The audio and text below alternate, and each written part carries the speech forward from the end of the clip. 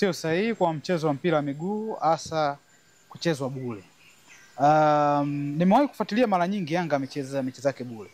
Kwa mfano mchezo wa miaka nyuma kidogo, waliwahi kucheza mchezo CCM Kirumba na timu kutoka Sudan, walimalizika kwa sare ya bao 1-1. CCM Kirumba kipindi kwa Manje alinunua tiketi zote, watu waliingia bure.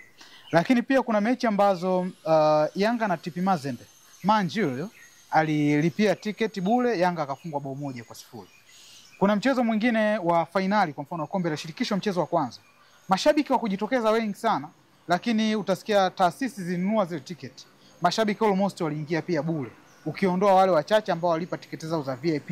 Ule msimu wenyewe Yanga mpaka anaenda finali, na mwisho wa siku finali ile ya kwanza, licha ya kuwa na ubule huo, mashabiki wengi waliingia bure, bado timu ikapoteza kwa bao 1-0, bao 2-1 nakumbuka. Kwa hiyo changamoto ni kwamba kuna namna ambavyo tunatengeneza mashabiki kuwa tegemezi zaidi kuliko kuwa mashabiki wachangiaji.